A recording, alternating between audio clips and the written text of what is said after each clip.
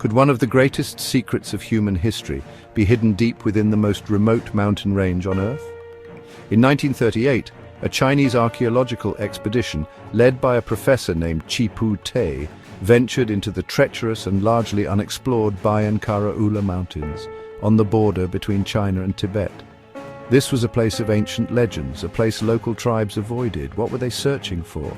Were they looking for a lost city, or were they guided by something more? A forgotten story, a whisper of an event that happened thousands of years ago. They were about to stumble upon something that would challenge everything we thought we knew about our past. The team discovered a network of interconnected caves carved into the side of the mountain with incredible precision. But these were not natural formations. They looked almost manufactured, as if a powerful technology had been used to hollow out the solid rock. Inside, the walls were smooth, almost polished. This was not the work of primitive people with stone tools. This suggested a level of engineering far beyond what should have been possible in the ancient world. The air was still, heavy with the weight of forgotten time. The explorers knew instantly that they had found something truly extraordinary, a place that had been sealed away from the world for millennia.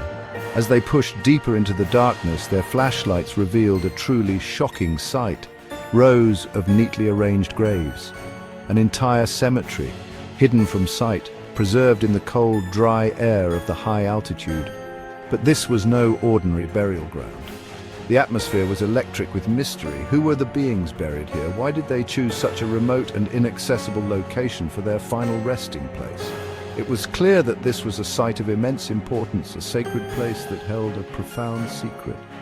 The team felt as if they were standing on the threshold of another world, a world that history had completely forgotten. The location itself is a critical piece of the puzzle. The Bayan Karaula Mountains are a forbidden zone, a place where legends speak of strange things falling from the sky. Ancient astronaut theorists proposed that extraterrestrial visitors would have sought out such isolated locations for their bases, or in the event of an emergency landing, to avoid contact with the primitive populations of the time. Could it be that Professor Qipu Te's expedition was not a random discovery at all? Is it possible that they were following ancient maps or legends that pointed to this exact spot? A location marking an intersection between our world and one from the stars. What the team found inside the graves was more bizarre than anything they could have imagined. They unearthed skeletons that were immediately perplexing. The beings were small, frail, and delicate, measuring only about 4 feet tall. But the most startling feature was their skulls. They were abnormally large, out of all proportion to their small bodies. Were these the remains of some unknown species of ape, or were they human, afflicted with some strange, unknown medical condition? Mainstream science would struggle to categorize such a find, but for ancient astronaut theorists, this description sounds eerily familiar, matching countless accounts of extraterrestrial visitors from around the world. These were not the skeletons of any known human race. The thin limbs and oversized craniums do not fit with our understanding of human evolution. Some have suggested they could be the remains of children, but the bone structure indicated they were fully grown adults. Others have tried to explain them away as a lost tribe of pygmies, but that doesn't account for the massive skulls. What if we are not looking at a lost branch of humanity at all? Is it possible that these were the remains of beings who did not evolve on this planet? Beings whose biology was adapted to a different world with different gravity and a different atmosphere? Alongside each skeleton, the team made another incredible discovery. Lying next to the remains were strange stone discs. There were 716 of them in total. Each disc was about 9 inches in diameter and had a perfectly circular hole cut in the exact center. They looked like some kind of ancient phonograph record, an object completely out of place in a burial site that was thousands of years old. The precision of these objects was astonishing. How could a primitive culture with no advanced tools create hundreds of identical stone discs, each with a perfectly centered hole? This level of craftsmanship suggests a technology that simply should not have existed. The implications are staggering. You have a graveyard of beings with non-human characteristics buried with mysterious, technologically advanced artifacts. What is the connection? Were the discs a religious item, an offering to the gods? Or was their purpose far more practical, far more technological? Ancient astronaut theorists propose that these were not just decorations. Could these skeletons and stones be the definitive proof of an extraterrestrial presence in our distant past? Evidence of a tragic event, a crash landing that left visitors from another world stranded on Earth far from their home. The evidence was right there, waiting to be understood. Upon closer examination, the stone discs revealed their most incredible secret. Etched into the face of each disc was a continuous spiral groove, running from the central hole to the outer rim. It wasn't a decoration, it was a line of tiny microscopic characters or hieroglyphs, unlike any known form of writing. It was a book, written in a language that no one on Earth had ever seen, a single continuous line of text spiraling outwards telling a story. Who had the technology to etch such a fine and detailed script into solid stone? This was not the work of a chisel and hammer, this was microscopic precision. Imagine the scene archaeologists in a remote cave, holding a stone record that contained a lost language. The information density was incredible, the entire history of a people, their knowledge, their story, all contained within these spiral grooves. It was like finding a library from an unknown civilization. Mainstream archaeology had no answers. They could not explain the origin of the script or the method of its creation. But what if the purpose of these discs was exactly what it appeared to be? What if they were information storage devices similar to our modern CDs or Blu-ray discs designed to last for tens of thousands of years? The challenge, of course, was to decode this impossible script. For years, the discs sat in a Chinese university, baffling experts. Many scholars who examined the stones simply dismissed them, unable to fit them into the conventional timeline of history. When evidence doesn't fit the established narrative, what happens? It gets ignored, locked away, or labeled a hoax. But a few brave researchers refused to give up. They knew that these stones held a message of monumental importance. The key was to find someone who could break the code and unlock the secrets held within the spiral grooves. The answer would come from a man who dared to think outside the box.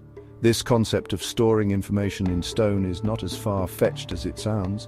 We see it in ancient monuments all over the world, from the hieroglyphs of Egypt to the cuneiform tablets of Mesopotamia. But the Dropa Stones are different. The spiral format, the microscopic nature of the text, it suggests something far more advanced. Ancient astronaut theorists argued that an alien race, knowing their technology might not survive for millennia, would transfer their most critical information to a more durable medium, like stone. Were the Dropa creating a time capsule, ensuring their story would survive long after their machines had turned to dust? The breakthrough finally came in the 1960s. A professor from the Beijing Academy for Ancient Studies, a man named Tsumum Nui, took on the monumental task of deciphering the spiral script. After years of painstaking work, he announced that he had succeeded. The story he unveiled was nothing short of breathtaking. It was a historical record left by a people who called themselves the Dropa. The text explained that the Dropa were explorers from a planet in the Sirius star system. Their spacecraft had suffered a catastrophic failure, forcing them to crash land in the Bayan Kara Ula mountains. They were stranded, unable to repair their ship. The translation told a tragic story of survival. The Dropa, peaceful visitors, were initially misunderstood by the local mountain tribes, the Ham people who hunted and killed many of the survivors. The Dropa were different. Their small stature and strange appearance frightened the primitive locals. Think about it. How would an ancient tribe react to beings descending from the sky in a damaged, smoking vessel? They would see them not as travelers, but as demons or monsters. The story recorded on the stones was one of fear, conflict, and a desperate struggle to coexist. It was a first contact scenario gone terribly wrong. Eventually, the Dropa were able to communicate with the local tribe. The stones recount how, through signs and gestures, they explained they came in peace and meant no harm. Over time, the Ham people came to understand that these strange-looking visitors were not a threat. They accepted the stranded Dropa into their community, and the two peoples lived together for generations. The story even speaks of intermingling between the Dropa and the local humans. Is it possible that the descendants of these extraterrestrial visitors still live in the region today, carrying the genetic legacy of a race from the stars? This story, supposedly translated by Tsumum Nui, is explosive. It's a first-hand account of an alien visitation and settlement on Earth 12,000 years ago. When the professor presented his findings, the reaction was predictable. He was ridiculed by the academic establishment. His work was suppressed and he was forbidden from publishing his translation. Why? Was it because his work was flawed? Or was it because the authorities could not handle the truth? A truth that would rewrite every history book on the planet. Tsumum Nui reportedly went into exile in Japan, where he died a broken man, his world-changing discovery silenced. The mystery of the Dropa Stones doesn't end with the translation. The story takes another bizarre turn when the stones were allegedly sent to Russia for analysis. According to reports, Russian scientists placed the discs on a special turntable designed to rotate them. As the discs spun, they began to vibrate or hum as if an electrical charge was stored within the stone itself. It was as if the stones were a power source, or perhaps the rotation was necessary to play back the information stored within the grooves. This is not a characteristic of normal stone. This is evidence of a highly advanced, unknown technology. The scientific analysis allegedly went even further. Researchers conducted tests on the composition of the stones and found they contained unusually high concentrations of cobalt and other metallic elements. This metallic content, they theorized, was related to the electrical properties and the information storage capacity of the discs. It was as if the stones were a primitive form of a hard drive, with the spiral grooves acting as the data tracks and the metallic elements allowing for some kind of magnetic or electrical recording. How could an ancient culture create a high-tech alloy and form it into a data storage device 12,000 years ago? They couldn't, unless, of course, the technology wasn't from Earth. This account of scientific testing is tantalizing, but it is also where the trail becomes murky. The reports of these Russian studies were published in sensationalist magazines, not peer-reviewed scientific journals. Skeptics point to this as proof that the entire story is a fabrication. They argue that real scientists would have published their groundbreaking findings in credible sources. But what if there's another explanation? Ancient astronaut theorists suggest that the results were so shocking, so paradigm-shifting that they were immediately classified by government authorities. A discovery of this magnitude would be the biggest secret in human history. The humming stones, the exotic metals, these details paint a picture of technology that is far beyond our own, let alone that of ancient man. Is it possible that the stones were not just historical records, but functional pieces of a larger machine? Perhaps they were navigation charts, power cells for equipment, or even a communication device designed to send a distress signal back to their home world.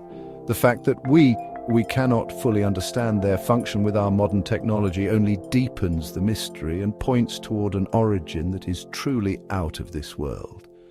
The stones were a key, and someone didn't want us to find the lock.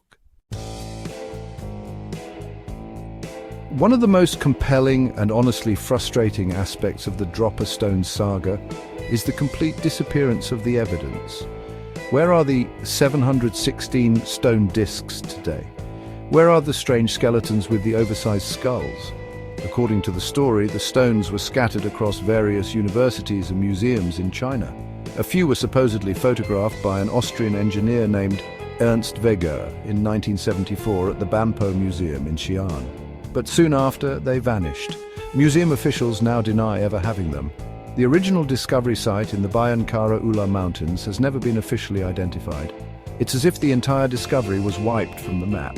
This is a classic pattern we see with so many so-called out-of-place artifacts. The evidence appears, it is studied by a few brave individuals, and then it mysteriously disappears, never to be seen again. The researchers themselves often meet with unfortunate ends or are professionally discredited. Tsumum Nui, who translated the stones, was silenced and exiled. Professor Chipute, who led the original expedition, is a ghost. There are no official records of him or his 1938 expedition. Is this just poor record-keeping, or is it the sign of a deliberate, systematic cover-up? Ancient astronaut theorists argue that this is exactly what we would expect to happen.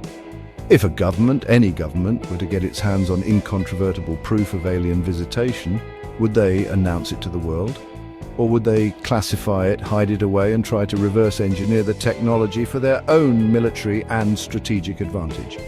The disappearance of the Dropa Stones and the people who studied them isn't evidence of a hoax, it's evidence of a successful conspiracy.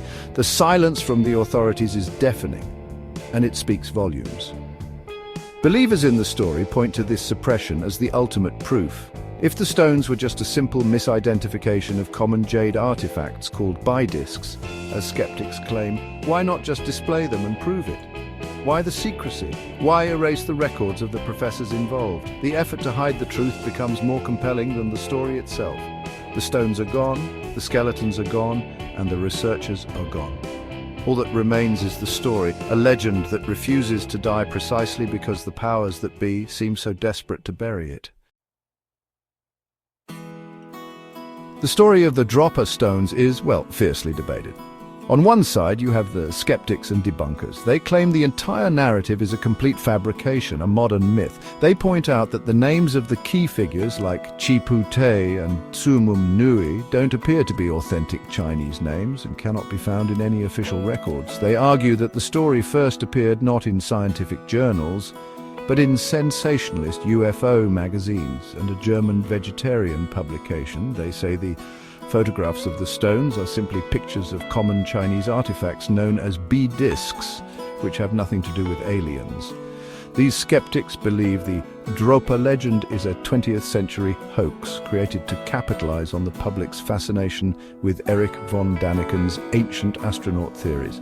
They suggest the story was embellished over time, with new details like humming stones and Russian scientists added to make it more exciting. Without the physical stones to examine, without any credible academic papers, and without any proof that the main characters ever existed, they conclude that the story has no basis in reality. To them, it is a work of fiction, a case closed. It is easy to dismiss what we do not understand, but on the other side, believers ask, is it that simple? They argue that the lack of evidence is precisely what makes the story so compelling. They see a cover-up. The names may seem strange to us, but could they be poor transliterations or pseudonyms used to protect identity? The lack of official records could be the result of a deliberate purge of information. Every element that skeptics cite as proof of a hoax, believers see as evidence of a conspiracy to hide the truth. Why would authorities go to such lengths to discredit a simple fictional story? The story persists because it resonates with a deeper truth. The debate itself raises a crucial question about how we approach history. Do we only accept the official, sanitized version presented in textbooks? Or do we dare to ask, what if? What if the legends and myths that are dismissed by mainstream science actually contain fragments of real historical events? The Dropa saga forces us to confront the possibility that our past is far stranger and more mysterious than we are led to believe. Whether it's a hoax or a hidden history, the story serves as a powerful reminder that there are still profound mysteries left to be solved on our own planet. The story of the Dropa is not, an isolated case. When you look at ancient cultures around the globe, you find the same story repeated over and over again. Legends of sky gods, star people, or powerful beings who descended from the heavens to teach, guide, or even battle with early humanity. The Sumerian texts describe the Anunnaki, beings who came from the sky and created mankind. The Hopi legends of the American Southwest speak of their ancestors being saved from a great cataclysm by ant people who took them underground, and later by Kachinas who flew in celestial shields. Look at the Dogon people of Mali, Africa. For centuries, their traditions have centered on the star system Sirius, the same system the Dropa allegedly came from. The Dogon possess incredibly detailed astronomical knowledge about Sirius and its companion stars, knowledge they claim was given to them by amphibious beings called the Nommo, who visited them in an ark that descended from the sky. How could an ancient, isolated tribe have such precise knowledge of astrophysics, knowledge our own science only confirmed with powerful telescopes in the 20th century? They say they were told. In the Bible, Ezekiel describes seeing a wheel within a wheel descend from the sky in a fiery chariot, with beings of a likeness of a man inside. In the Hindu epic, the Mahabharata, we read detailed accounts of flying machines called Vimanas.